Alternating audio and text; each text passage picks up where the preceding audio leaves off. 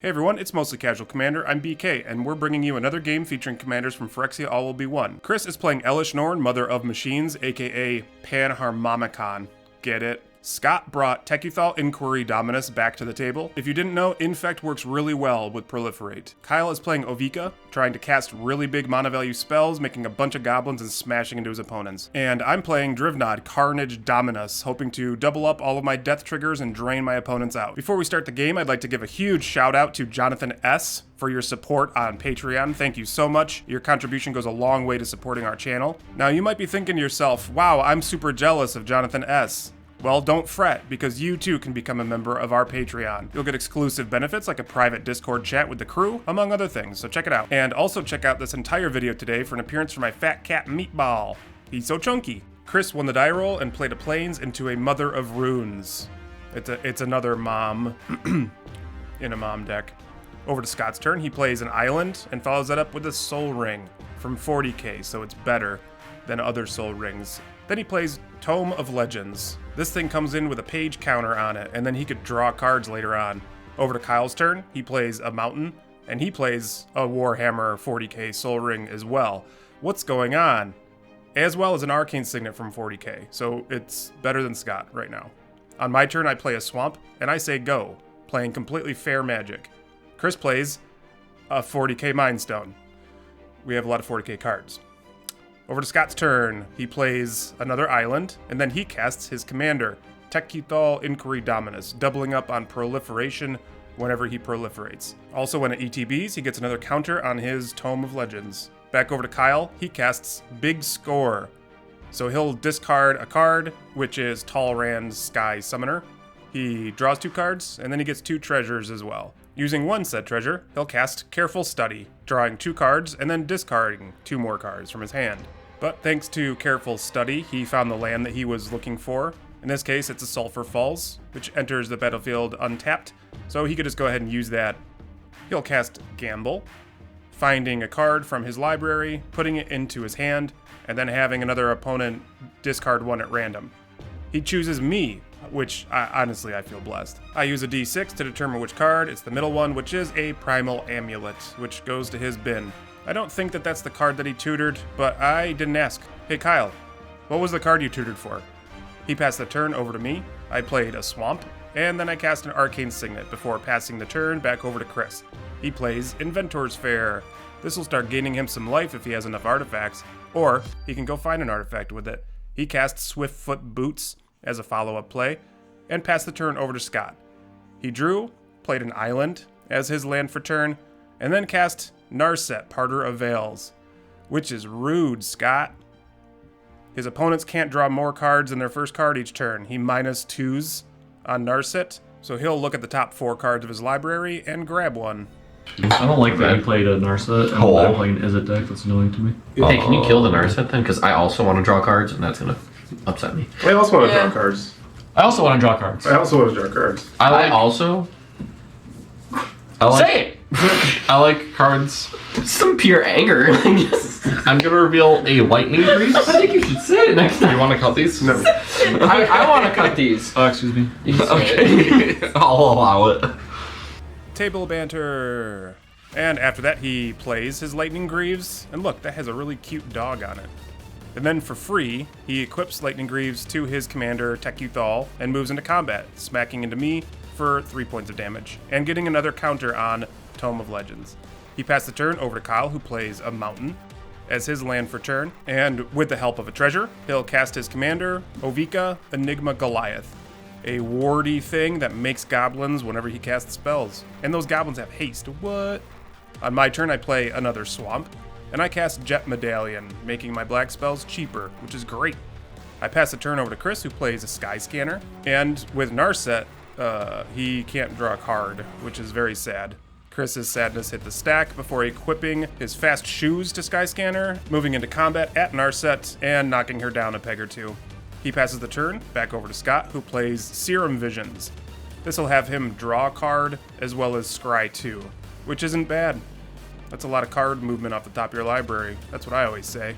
Then he'll use his Tome of Legends to draw a card off the top as well. He found a Secret Lair Ink Moth Nexus as his land for turn, And he follows that up by casting Blighted Agent. This thing is an infecty unblockable thing. He moves his Lightning Greaves over to it, and then moves into combat at Kyle. And with no blocks, that will issue him 1 poison counter. You're on a 9-turn clock, buddy. And with that, Scott will pass the turn over to Kyle, who draws. He plays another mountain as his land, and he moves right into combat. Scott values his commander a little bit more than Narset, so what he'll do is activate Tekuthal's ability to remove counters off of things. This will kill Narset in the process, but it'll give Tekuthal an indestructible counter, which is great. And with Narset's static ability out of the way, Kyle casts Echo of Eons. Why couldn't you let my Narset survive? Yeah.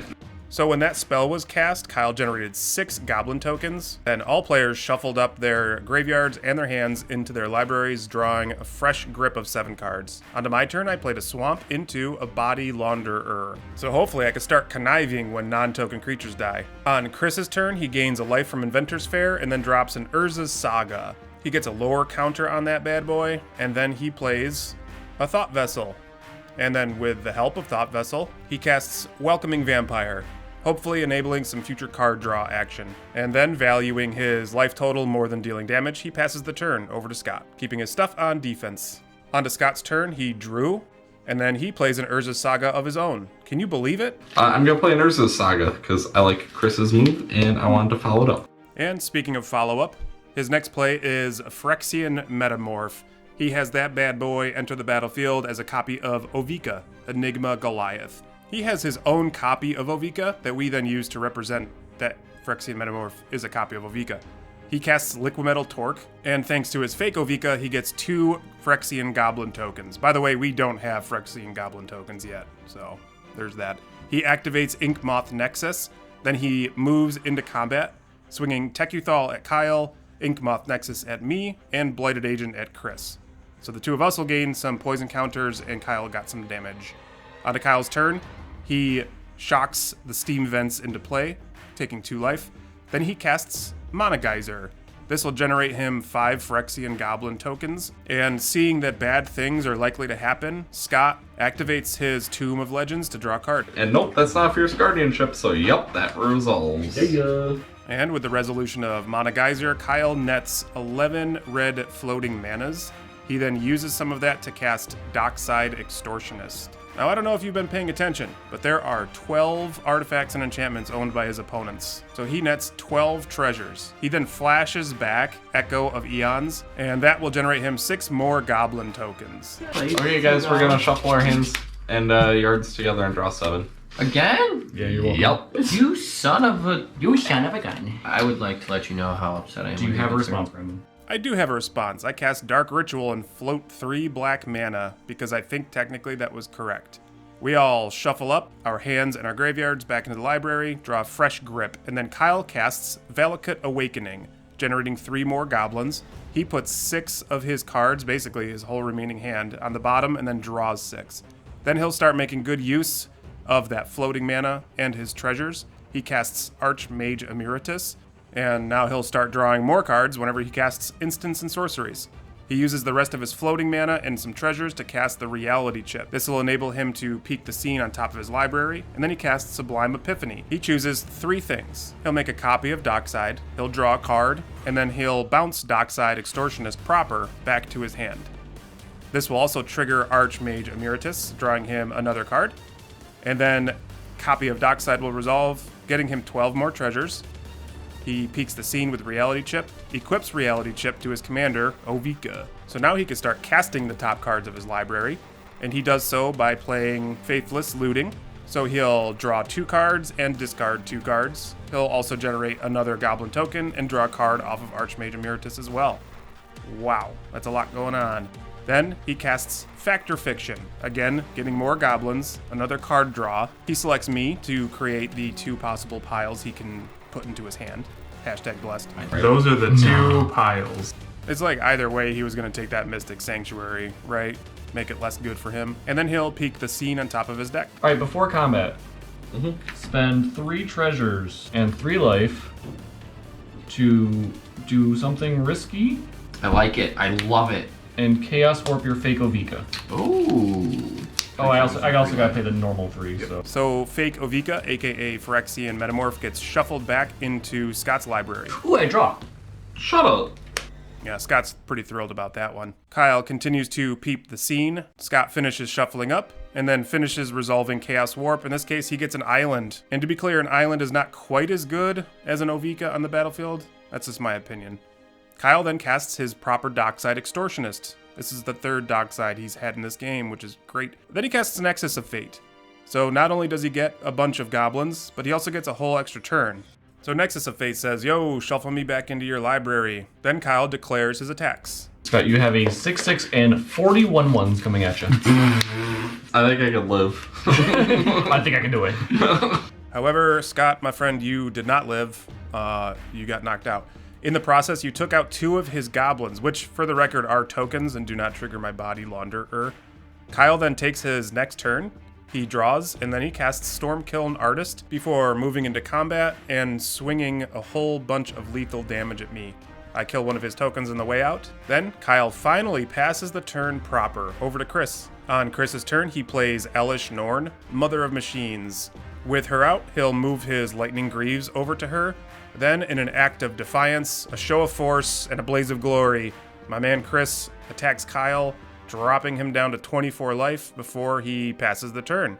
So Kyle will draw, and wasting no time, he moves right into his combat step and swings at Chris with more than enough damage to knock him out of the game as well, making Kyle the winner. Congratulations, bud. That was an impressive showing of your Izzet Spellslinger deck. Nice job, man. And as promised, here's Meatball.